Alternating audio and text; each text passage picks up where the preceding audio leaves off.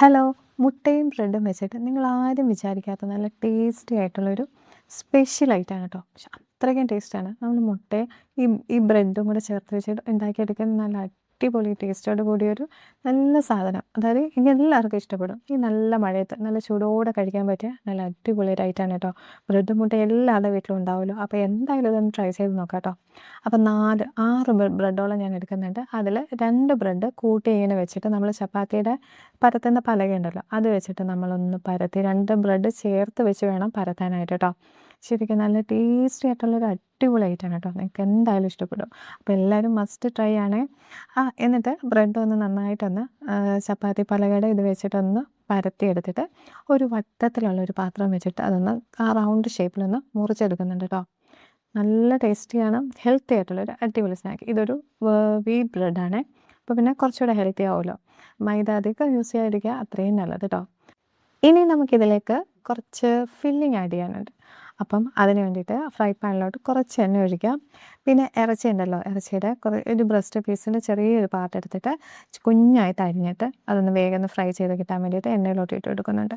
പിന്നെ കുറച്ച് ചോളം ഉണ്ടല്ലോ, വേവിക്കാത്ത ചോളം ഇട്ട് കൊടുക്കുന്നുണ്ട്. പിന്നെ കുറച്ച് സവോള, എരിവിന് പച്ചമുളക്, ആവശ്യത്തിന് ഉപ്പും കൂടെ ചേർത്തിട്ട് കുറച്ച് മുളക് പൊടിയും കൂടെ ചേർത്ത് കൊടുക്കുക. എല്ലാം കൂടെ ചേർത്ത് നന്നായിട്ടൊന്ന് മിക്സ് ചെയ്ത് കൊടുക്കുക കേട്ടോ. ചോളം എന്ന് പറഞ്ഞാൽ നമുക്ക് അത്യാവശ്യം വേഗം വെന്ത് കിട്ടും. പിന്നെ ഇറച്ചി ഒന്ന് ജസ്റ്റ് ഫ്രൈ ആയതിന് ശേഷം വേണം നമ്മൾ ചോളം കൂടി ഇട്ട് കൊടുക്കാനായിട്ട്. അപ്പം ഇറച്ചി ചെറുതായിട്ട് അരിഞ്ഞേക്കുന്നത് കൊണ്ട് അത് വേഗം നല്ലതായിട്ട് ഫ്രൈ ആക്കി കിട്ടും. അതിനുശേഷം നമ്മൾ അതൊന്ന് മാറ്റി വെക്കുക കേട്ടോ.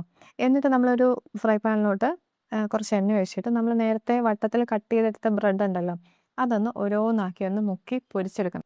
അപ്പോൾ ഈ ബ്രെഡ് നമ്മൾ പൊരിച്ചെടുക്കുമ്പം തിരിച്ചും മറിച്ചും ഇട്ട് നല്ല രീതിയിൽ മൊരിഞ്ഞെടുക്കണേ. നല്ല മൊരിഞ്ഞ് കരിഞ്ഞു പോകാതെ നല്ല പ്രത്യേകം ശ്രദ്ധിച്ച് അതിൻ്റെ മുകളിലായിട്ട് ഇങ്ങനെ എണ്ണ ഇങ്ങനെ കോരി ഒഴിക്കുമ്പോഴത്തേക്കും ഇങ്ങനെ പൊങ്ങി ഇങ്ങനെ വരും കേട്ടോ. ശരിക്കും നല്ല 2 ബ്രെഡ് ആകുമ്പോഴത്തേക്കും നല്ല രീതിയിൽ നല്ല മൊരിഞ്ഞ് നല്ലൊരു ടേസ്റ്റ് നമുക്ക് കഴിക്കാം കേട്ടോ. നല്ല 2 ബ്രെഡോട് കൂടി ചേർത്ത് നമ്മളിങ്ങനെ ചപ്പാത്തി പലകയുടെ ഇത് വെച്ച് പരത്തി ഇങ്ങനെ വറക്കണം കേട്ടോ. അപ്പം നമ്മൾ അത് ബ്രെഡ് 6 എണ്ണം ഉണ്ടായിരുന്നു. അതിൽ 2 എണ്ണം ചേർത്ത് വറുത്തെടുത്തപ്പോഴത്തേക്കും നമുക്ക് 3 എണ്ണം നല്ല രീതിയിൽ ഫ്രൈ ചെയ്ത് കിട്ടിയിട്ടുണ്ട്. അതൊന്ന് മാറ്റി വെച്ചിട്ടുണ്ട്. ഇനി നമുക്കിതിനേക്കുള്ളൊരു ഫില്ലിങ്സിന് വേണ്ടിയിട്ടുള്ള കാര്യമാണ്. ആദ്യം കുറച്ച് വെള്ളം ഒഴിക്കുക. അതിലേക്ക് 1 ടേബിൾ സ്പൂൺ മൈദ ചേർക്കുക. ഒരു ചീസിൻ്റെ സ്ലൈസും കൂടെ ആഡ് ചെയ്ത് കൊടുക്കുക കേട്ടോ. എന്നിട്ട് നല്ല രീതിയിൽ നല്ല കുറുകി വരുന്ന പരുവം വരെ നന്നായിട്ടൊന്ന് ഇളക്കി കൊടുക്കുക കേട്ടോ. ശരിക്കും കുറച്ച് നല്ല ടേസ്റ്റാണ് കേട്ടോ. ഇപ്പം നമ്മൾ ഇട്ട് കൊടുക്കുന്നത് ഒറിഗാനോ ആണ്. ഒറിഗാനോ ഇട്ട് കൊടുക്കുക. നല്ല ആ ചീസും എല്ലാം കൂടെ മെൽറ്റായിട്ട് നല്ല ഒരു സോസ് രൂപത്തിൽ വന്നിട്ടുണ്ട്. എന്നിട്ട് നമ്മൾ നേരത്തെ ഉണ്ടാക്കി വെച്ച ചോളത്തിൻ്റെ ആ ഒരു മിക്സ് ഉണ്ടല്ലോ, ചിക്കനും ചോളം കൂടെ ഉള്ളത്, അത് ആഡ് ചെയ്ത് കൊടുക്കുക. പിന്നെ കുക്കുമ്പറുള്ള ചെറിയ വെള്ളരി ചെറുതായി അരിഞ്ഞത്, ക്യാരറ്റ് ഗ്രേറ്റ് ചെയ്താണ് ഇട്ടത്. ക്യാരറ്റിന് വേവുള്ളത് കൊണ്ട് അങ്ങനെ ഗ്രേറ്റ് ചെയ്ത് തന്നെ ഇടണം കേട്ടോ, അല്ല വെന്ത് കിട്ടാൻ പല വേവായിപ്പോവും.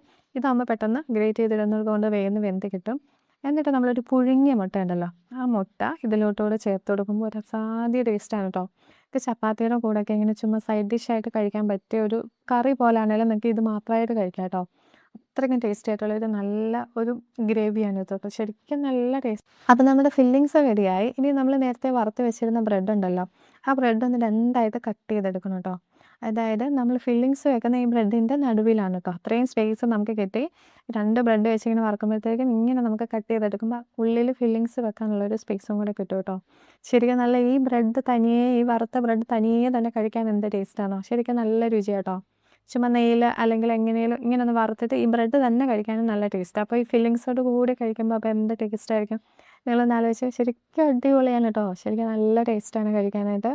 ആ ലാസ്റ്റ് ആ മുട്ടയും കൂടെ ഒന്ന് ചേർക്കുമ്പോൾ ഉണ്ടല്ലോ, ഒരു സ്പെഷ്യൽ ടേസ്റ്റാണ്. അപ്പോൾ അതാ ഫില്ലിങ്സ് എല്ലാം ഓരോന്നായിട്ട് ഞാൻ ഓരോ ബ്രെഡിൻ്റെ ഫില്ലിങ്സിനാണെന്ന് നടുവിലായിട്ട് ആഡ് ചെയ്ത് കൊടുക്കുന്നുണ്ട്. ശരിക്കും നല്ല ടേസ്റ്റാണ് കേട്ടോ. ആ ഫില്ലിങ്സും ചീസിൻ്റെ എല്ലാം കൂടെ ചേർത്ത് നമ്മളിങ്ങനെ ആ ബ്രെഡും കൂടെ ചേർത്ത് ഇങ്ങനെ കഴിക്കുമ്പോഴത്തേക്കും ഒരു അടിപൊളി ടേസ്റ്റാണ്. വൈകിട്ടൊക്കെ കുട്ടികൾ ഓടി വരുമ്പോൾ എന്താ അമ്മയെ കഴിക്കാമെന്ന് ചോദിക്കുമ്പോൾ ഇതൊന്ന് വെച്ച് കൊടുക്കാം. പാത്രം കാലിയാവുന്ന വഴി അറിയില്ല, അത്രയ്ക്കും ടേസ്റ്റാണ് കേട്ടോ. അപ്പം എല്ലാവർക്കും എൻ്റെ വീഡിയോ ഇഷ്ടമായിട്ടുണ്ടെങ്കിൽ എല്ലാവരും ഒന്ന് ലൈക്ക് ചെയ്യണം കേട്ടോ. അതുപോലെ തന്നെ സബ്സ്ക്രൈബ് ചെയ്യാതെ കാണുന്നവരുണ്ടെങ്കിൽ സബ്സ്ക്രൈബ് ചെയ്ത് കാണാൻ ആരും മറക്കില്ല കേട്ടോ. ഇതുപോലെയുള്ള മുട്ടയുടെയും ബ്രെഡിൻ്റെയൊക്കെ ഉള്ള ഏകദേശമുള്ള ഈ മുട്ടയുടെ റെസിപ്പീസാണ് എൻ്റെ ചാനലിൽ കൂടുതലും കാണുന്നത്. അപ്പം എല്ലാവർക്കും എൻ്റെ ഈ ചെറിയൊരു വീഡിയോ ഇഷ്ടമായി എന്ന് വിചാരിക്കുന്നു. അപ്പോൾ ഇനി പുതിയൊരു വീഡിയോ ആയിട്ട് കാണുന്നത് വരെ താങ്ക്സ് ഫോർ വാച്ചിങ്. ബൈ.